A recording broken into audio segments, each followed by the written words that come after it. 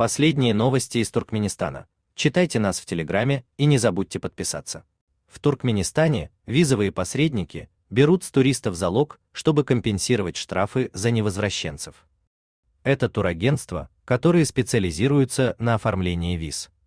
Беря залог, они таким образом страхуются на случай, если гражданин Туркменистана останется по их туристической визе работать за рубежом, за что турфирмы получают штраф.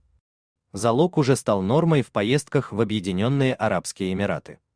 Об этом Turkmen News подтвердили два независимых источника.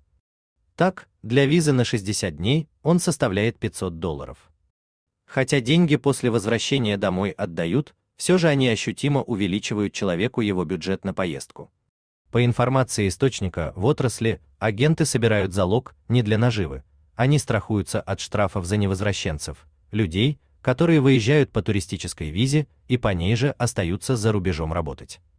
Если человека в Эмиратах на этом поймают, то накажут и его самого, и местную организацию, оформившую визу. А та будет взыскивать штраф с коллег в Туркменистане.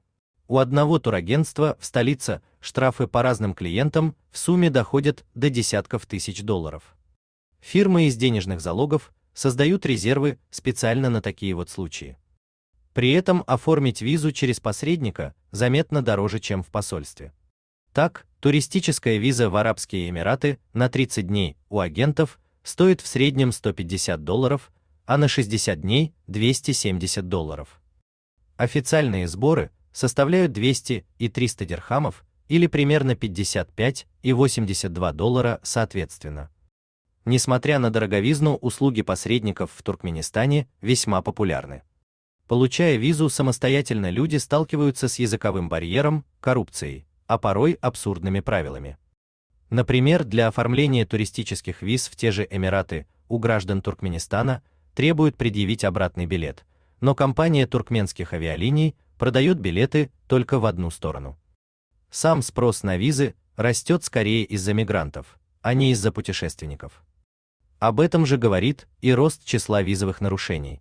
Так, с 2022 по 2024 год туристический поток из Туркменистана в Россию вырос в 16 раз. С другой стороны, в последние годы туркменистанцев заметно чаще выдворяют из России на родину. Вместе эти факты отражают и ужесточение российской миграционной политики, и то, что жители Туркменистана действительно часто едут на заработки в Россию по туристическим визам. Похожая ситуация в Турции, где число задержанных мигрантов из Туркменистана без нужных документов утроилось с 22 по 23 год с 4343 до 13083 человек. С 23 года показатель колеблется вокруг этого значения, превышая доковидные в разы.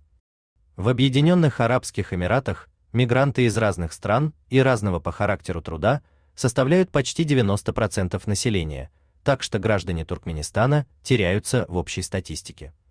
Но по свидетельствам источников можно судить, что и туда под видом туристов едет все больше трудовых мигрантов. Людей гонит за рубеж, плачевная ситуация в самом Туркменистане. Даже сферы, которые испытывают кадровый голод, такие как здравоохранение и оборона, продолжают терять, а не привлекать людей.